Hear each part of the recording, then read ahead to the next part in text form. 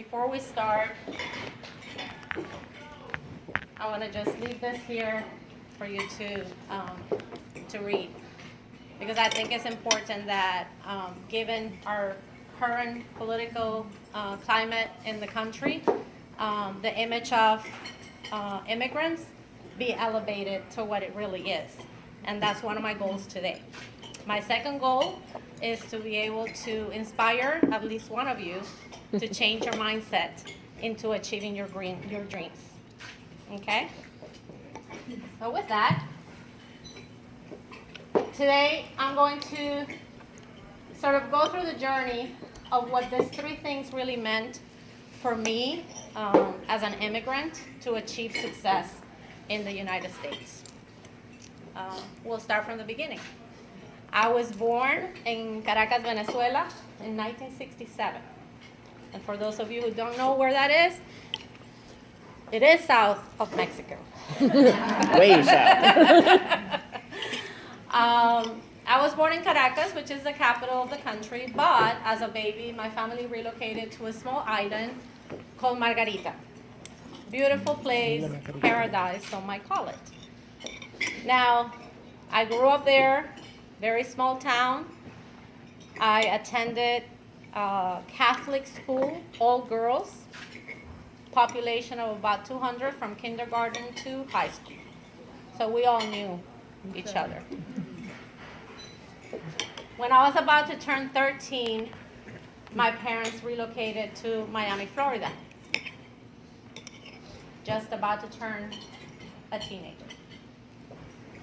No English, no friends, no family, just my mom, pretty much on myself, because my father traveled.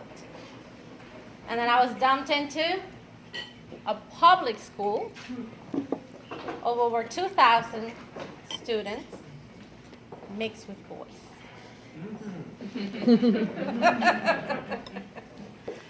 So, quite a change for a teenager who was used to being in a very small, familiar place.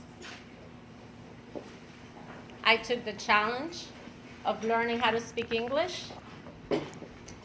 My ESL teacher said to me, if you want to learn fast, when you go home from school, listen to the soap operas, watch TV, nothing else.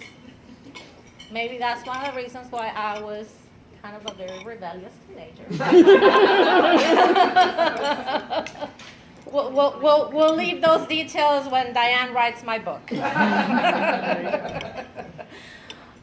So it turned out that, listening to English soap operas, because of the body language, I was able to actually understand what they were talking about, and I started getting more familiar with the pronunciation and what the words really meant, and that's how I was able to learn English in a period of about 6 months.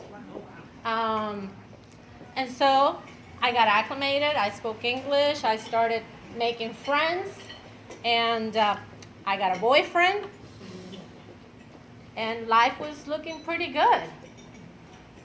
I was looking, forward to the future, just along with the rest of my teenage friends. And then all of a sudden, I came home from school one day, and my dad said, pack up your bags. We have to move back to Venezuela because I am bankrupt, and we have no money. So, after the initial shock, I was close to 16 years old, had a boyfriend. I was looking forward to my senior year in high school, looking forward to going to prom, perhaps going to college. A dream that was not to come. So, reluctantly, packed my things and followed my dad. I tried to convince him that I was going to be turning 17 soon and that I could stay, that I could get a job, and he said no. that I was underage and he wasn't going to allow me to stay behind. So I had to leave. As soon as I landed in Caracas at the airport, I made up my mind.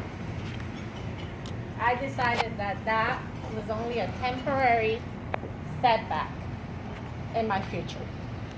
That I was not going to stay there permanently, and that I would make somehow, some way, my way back to Miami where I felt I belonged. So, the first shock came when I went to, and remember, I left, no high school degree, right? I was about to start my last year of high school. When I went to school in Venezuela, in Margarita, to register to be able to finish my high school degree, I encountered the bureaucracy. I encountered all of the difficulties and challenges of not having studied for the last 3 years in the country.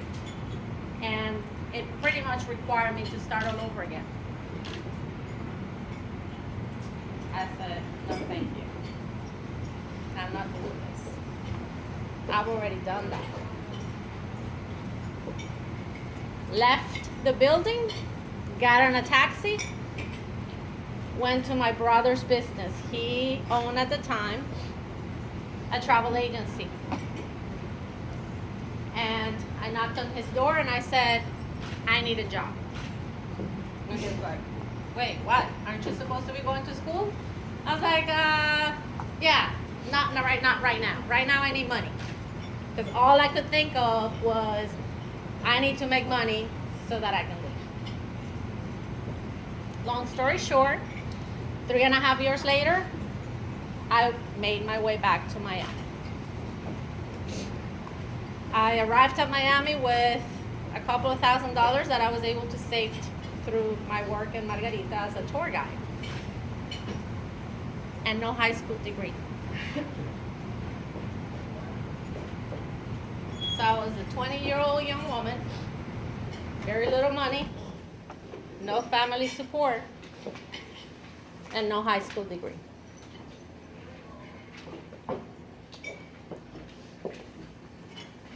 So, mindset change. Why did that become so clear to me at a very early stage in my life?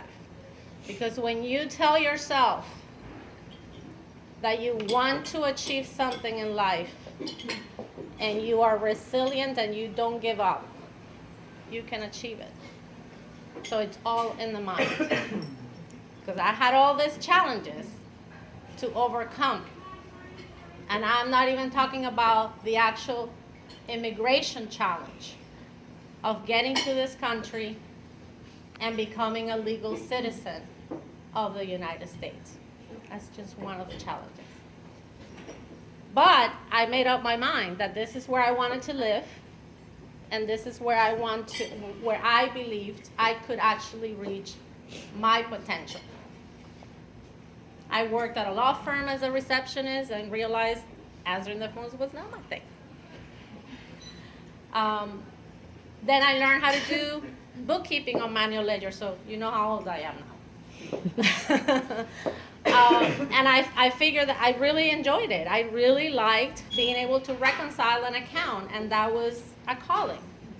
So I had to then work my way without a high school degree to be able to actually be an accountant. How do you do that, right? Well, it took me multiple jobs at a time to be able to save enough money to go at night school and get my GED. So now you have a 22, 23-year-old woman going to get a GED.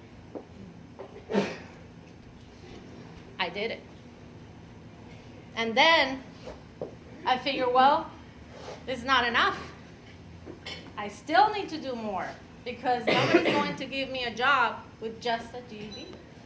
I actually need a college degree, but I can't afford it. So I went and looked for other jobs and other opportunities. I became the hardest worker my bosses could ever hire. I became indispensable. I became the go-to person for all the employees. If anything needed to be done, they knew I was their person. And that's how I was able to get raises, move up in positions within the businesses, and eventually landed me a job with a accounting software company. But what a marriage of life to have a desire in a career and find a job in the tech industry that I'm also a techie at heart and be able to do it all in one place.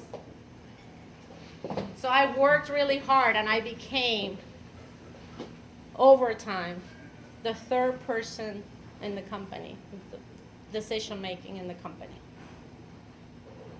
And that's at the time when I was able to then put myself through school and earn my bachelor's degree in my 30s. So it's all about the mindset. I never gave up. I persisted. I had a goal, and I went for it. Was it hard work? Absolutely. I don't think anything that you want to achieve is going to be easy. Because if it is, you probably won't even appreciate it. So I continued to work hard at the same company. But I had a child now. And I had to now shift my mindset from career to being a parent. And so I had to sort of think what were my priorities now that I was a mother and it wasn't just about me, but I had to take care of somebody else. And that landed me here in Charlotte, almost 14 years ago. Came to Charlotte. I'll leave that there. Because the words of Henry Hansky says, what lies behind us, what lies before us are tiny matters compared to what lies within us. All the power that you need in order to succeed in life is within you. It's not given to you. You have it. You just have to develop it and you have to acknowledge it. And then you go for it.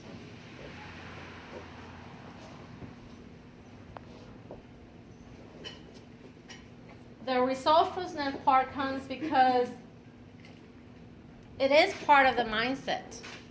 A lot of times we tell ourselves, well, I really can't do that because I don't have the money. I really can't get there because I don't know the people. I really can't do X or Y or Z. That's what we tell ourselves all the time. But the truth is, it's all about being resourceful and not necessarily having the resources. I didn't have money. I didn't have a degree. But in my mind, I knew I was smart enough that if I worked really hard, I could get the resources that I needed to succeed. And I never gave up. Challenges along the way, of course, we all have them. Absolutely. And some of us have it even harder than others, based on where we come from. As a woman, to start a business, it's nearly impossible to get a business loan. I don't know if there's any bankers in the room. But it's a fact. 20% of SBA loans are given to women. Only 20%. American women. Now imagine if you're an immigrant, what that percentage looks like. So, resourcefulness. What do you do to actually get a business off the ground. Because once I was here in Charlotte and I realized, I wasn't really going anywhere professionally, or at least where I wanted to be, the last job I had actually forced me to come to terms to the fact that I was really an entrepreneur and that I really needed to start my own business instead of working for somebody else. But I didn't have the money to be able to do that. So I attended seminars. I signed up for everything that was free in the city of Charlotte. You want something free? Ask me. I know where to get it. I did. I went to workshops. I attended networking events. I met people. I started making connections. I became member of the National Association of Women Business Owners. I became member of the Latin American Chamber of Commerce, of Business Sorority, and I started building relationships that could guide me and support me in my entrepreneurship journey. So resourcefulness is not about having. It's about using your mindset to get to the things that you want to accomplish in life. And I started a business on my own, just by myself. But that's not what I wanted. I wanted something bigger, and I still want something bigger because I have big dreams, just like I had when I was a teenager. Have become bigger since then. So by connecting and cultivating those relationships, I was giving opportunities that otherwise I would not have been exposed to. But I put myself out there. That's being resourceful.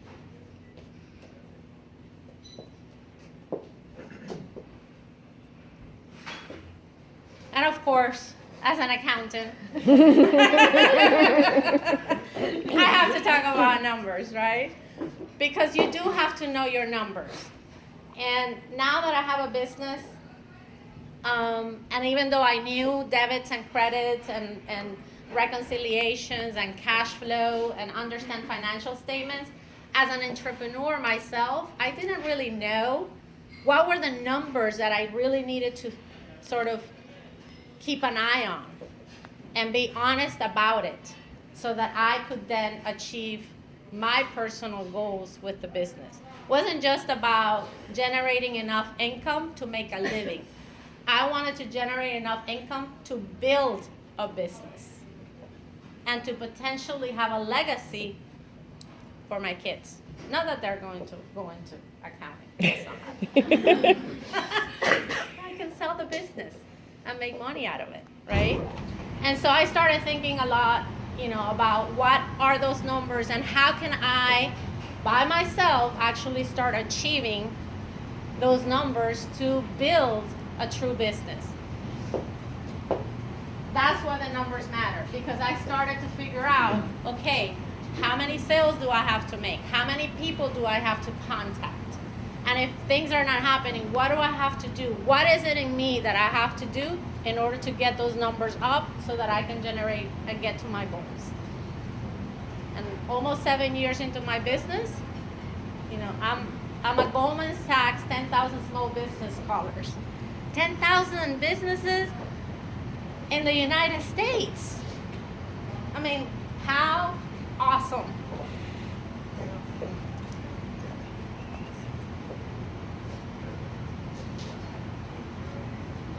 But the numbers don't lie. And so, if this immigrant without a high school degree was able to achieve her dreams, why can't you?